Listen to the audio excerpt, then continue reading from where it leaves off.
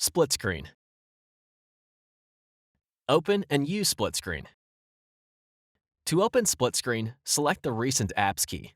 Select the app icon on the desired app, then select Open in split screen view. The selected app will fill the top half of your screen, while the bottom allows you to select another app. Select the desired app. Edit split screen.